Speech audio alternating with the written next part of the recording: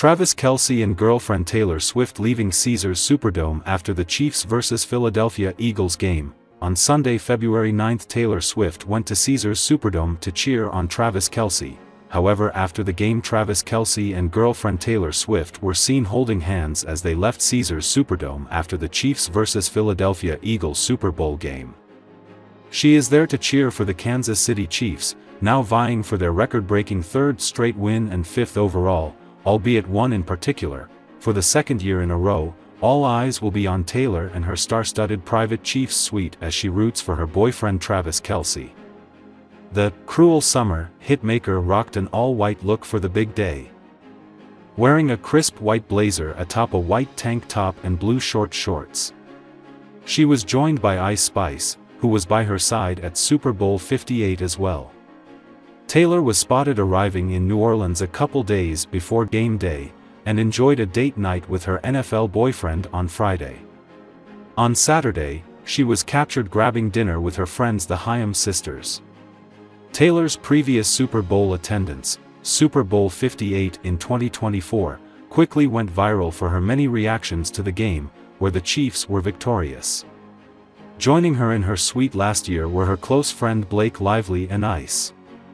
It has been reported Blake did not join this year due to attention surrounding her ongoing legal battle with It Ends With Us co-star and director Justin Baldoni. She ran onto the field to embrace and kiss Travis after he led the Chiefs to victory, with the couple saying, "I love you," to each other, and their romantic pictures have since become one of their most memorable moments. Her Super Bowl showing last year marked a rare milestone in their relationship. At that point, the couple had privately been dating for just a few months, and while Taylor had joined Travis at several low-key events and cheered him on from the stands of several Chiefs games, they weren't as public-facing. Since then, they've both been much more open about their romance, with Travis frequently gushing over her in his New Heights podcast with brother Jason Kelce. The Chiefs tight end even made a surprise cameo on stage at the Eras tour last year. And Taylor was on hand to celebrate with the team when they won the AFC Championship game to earn their place in the Super Bowl. This year, the Chiefs take on the Philadelphia Eagles, a rematch from Super Bowl 57 in 2023. The Eagles are hoping to take home their second-ever Super Bowl trophy following their Super Bowl 52 win. Before games, as the Kansas City Chiefs go through their practice protocol, 10 plays for the offense against the scout team defense, and vice versa, Kelce is a man unto himself, locked into the task at hand and transfixed during what would otherwise be dead periods. When it's the first-team defense's turn, while the rest of his offensive teammates watch from the sideline, Kelce roams onto an adjacent field and enters his own realm. He paces and stutter steps, cutting in and out of imaginary breaks, running through plays in his head while talking to himself. No one disturbs him. No one questions him. In the Chiefs' inner sanctum, it's merely an accepted fact that one of the NFL's most accomplished players is also one of the sport's most serious dudes when it comes to preparing for battle. Mentally, coaches and teammates don't know where Kelce goes in those moments. They just know he's very much at home. Trav is a guy that, you can tell, he's always in his own zone. Veteran receiver DeAndre Hopkins, who the Chiefs acquired in a trade with the Tennessee Titans last October, told me Wednesday. He's always locked in at practice. He takes everything seriously. How he practices, and how he goes about his day is incredible to see. This is the Travis Kelce the rest of the world doesn't see, the one-time screw-up who has matured as a man, become obsessive about his craft and wants to keep doing it at a high level for as long as it's athletically viable. The 35-year-old tight end has a chance to earn his fourth Super Bowl ring on Sunday, when the Chiefs face the Philadelphia Eagles in Super Bowl 59, and add to his future first-ballot Hall of Fame resume. He has many good reasons to call it a career, including broadcast stardom, a slew of acting opportunities and a hot and heavy romance with singer Taylor Swift, perhaps the world's biggest celebrity. Yet Kelce's intention, win or lose, as reiterated during the Chiefs' media session at their New Orleans hotel Wednesday morning, is to keep playing the sport he reveres, on his terms. 2 days earlier, Kelce expressed a similar sentiment, telling reporters, "It's months like these that make me feel like I can play forever. I've still got a lot of football left in me." As Kelce's fame has grown, at first due to the highly popular New Heights podcast he co-hosts with his brother, recently retired Eagles center Jason, and then, exponentially, once he and Swift became an item early in the 2023 season, his workplace has become his protective cocoon. An environment where he can be a leader and tone setter and also have the freedom to prepare in his own, idiosyncratic manner. One of only 14 players, and 3 tight ends, to have recorded more than 1,000 career receptions, Kelce will go down as an all-time great. Many players in his age bracket regularly take days off, in training camp and during the season, but Kelce refuses to do either. Even when Kansas City coach Andy Reid or his assistant suggests scaling back his reps in a given practice, Kelce pushes back. "He's getting older, and so we're trying to cut back some of his reps, and he won't do it," quarterback Patrick Mahomes said Tuesday. "He gets mad at you if you take him out of practice. And that bleeds into the entire team.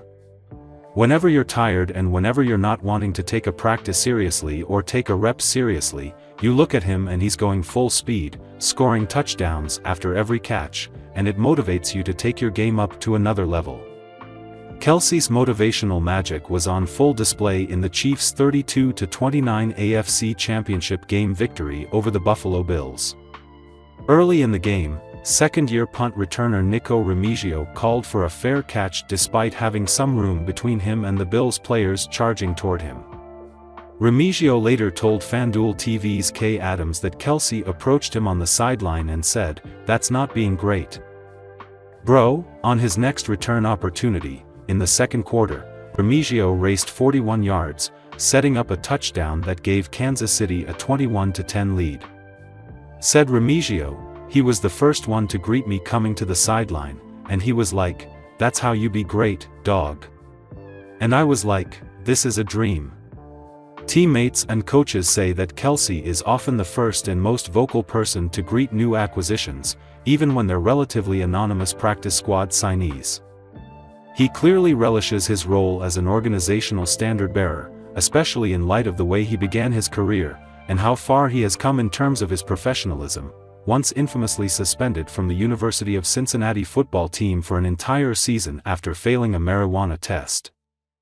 Kelce still had some rough edges when he arrived in Kansas City as a third-round pick in the 2013 draft.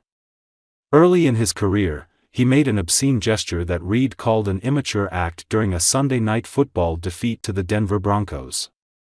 He has since described himself as having been selfish, stat-obsessed and overly casual in his work ethic. When Kelce was asked on Wednesday how different his approach is now than it was in his first few seasons, he shook his head and said, "It's night and day different.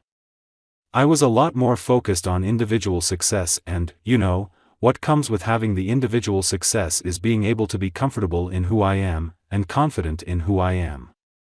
And I think with that individual success, I've started to really understand what's real, and what's real is this game's only fun if you win football games with the people around you. And once I figured that out, it really just took off for me, and I've loved playing in the league ever since, man." This is not to say that Kelce's fire has disappeared. Remember his celebrated confrontation with Reid during the second quarter of last February's thrilling Super Bowl 58 victory over the San Francisco 49ers? Kelce, removed from the game on a pivotal red zone play that resulted in a Chiefs fumble, was irate when he came to the sideline and bumped up against Reid, nearly knocking over the then 65-year-old coach.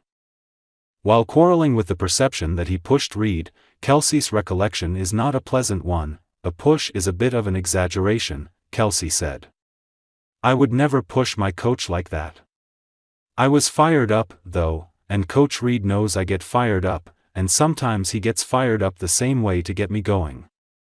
And at that point in the game, I just wanted to let him know, you can put it on me, man."